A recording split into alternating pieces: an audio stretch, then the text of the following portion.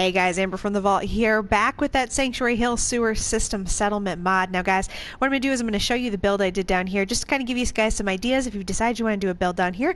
I have never professed to be the most creative of builders here, guys, so definitely if you have something cooler, show it to us, stick it in the comments, stick a link to it, show me a better settlement down here, please do, because mine is not that great. So I'll go ahead and see you guys in just a second, and what am I going to call this? The monstrosity that I'm going to call the Sanctuary Hill Sewer System Settlement. See you guys in a second.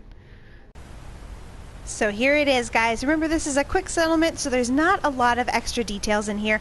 What I did mostly is I went ahead and just put stuff that, you're going to actually need kind of as a larger part of the settlement. So technically the water in the middle there doesn't count towards the actual settlement water. I'm going to go ahead, though, and say in my little world it does. Now, I wasn't able to test if I could link this up to another settlement, and the reason why is because I can't build a settlement beacon down here. I can't build a beacon because I don't have enough room. So I decided to go ahead and just kind of take it as more of a fun place to build, just kind of a challenge. So obviously, as you guys saw in the first video, you can't really put walls in here. So what I did instead is I took these bookcases and I just turned them to the other side.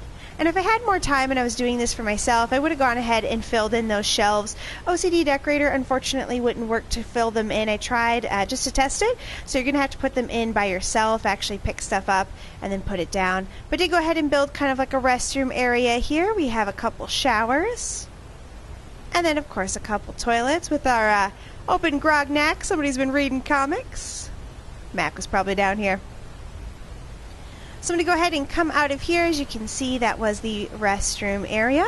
We're going to go first into number 6. Now this is pod number 6. You'll see right away how I kind of did these. What I did is I built a little, like a little room. So this is kind of sectioned off with the bookshelves here. So you kind of have a little bit of private space. Again, I would fill in those bookshelves if I was actually playing this, if I was going to keep this settlement and it was going to be something I used quite often. I would have filled all of that stuff in. But honestly, this as it is took me a few hours to do. So I decided to go ahead and just kind of leave it as this. So it does look a little blank. I apologize about that. But I wanted to show you guys kind of what I did as far as using the space. So this one you can see I made a couple bedrooms out of. So this is 4 and 5. So beds 4 and 5. And that comes right off of the kitchen. Now you can see where Mac is standing right now is the cafe. This actually is a merchant rug. I use the cafe stand so that he can actually stand there. Now it's just a little off. I can't get it any closer for some reason. It's not letting me. I'm guessing it's because this is such a small little space. I can't really manipulate a lot in here. But it does work actually pretty well. So this is the kitchen area. As you can see, I just have a little table and chairs. And then over here, we have our actual cooking stove. Now this does work to craft. So I always put those crafting stoves in there. And as you can see up here, this is how the lights are connected around here. I have the small ones, the connectors that were designed for the vault. So over here we have kind of like a little seating area, and this is right behind obviously where McCready's standing for that cafe. Just a little seating area here. It's a little sectioned off because that kind of creates a room. And then pods 2 and 3. Now these beds are placed a little bit more complicated. The reason why I did this, they didn't really fit if I went the other way, but I just decided, visitors can get on them. I tested it with Mac. I made him go sit on it, so settlers will be able to sit on there. And then of course this is the fuse box for the lights. Okay, and then coming back out here, so leaving pods 2 and 3, we're going to hit just a little garden area. Now, I'm not too concerned about setting up food in a lot of these, especially if I can connect the settlements, because in the end, if I can connect the settlements using supply lines, then I'll be able to use the water and food that come from my settlement. And then we're going to hit pod number 1, and this is going to be the last part of our little tour here. I went ahead and built this one out a little bit. You'll see why.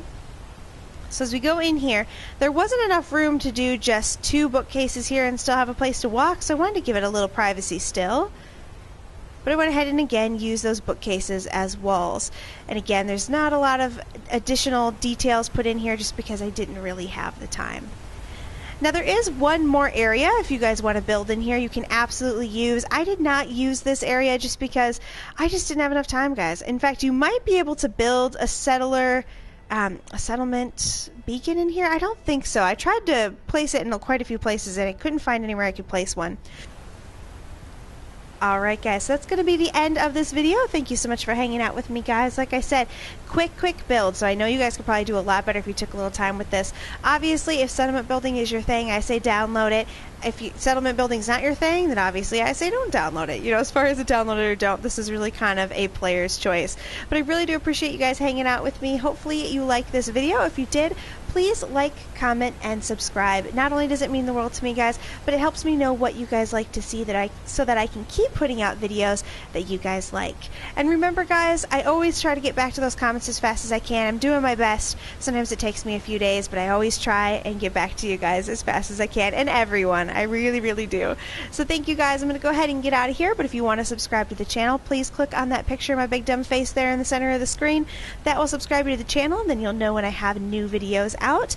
Or if you're interested in seeing other Fallout videos, go ahead and click on the playlist on there. That's going to take you to the rest of my Fallout videos. Fallout videos come out every Monday and Friday for Mod Monday and Fallout Friday. I will see you guys in the next one.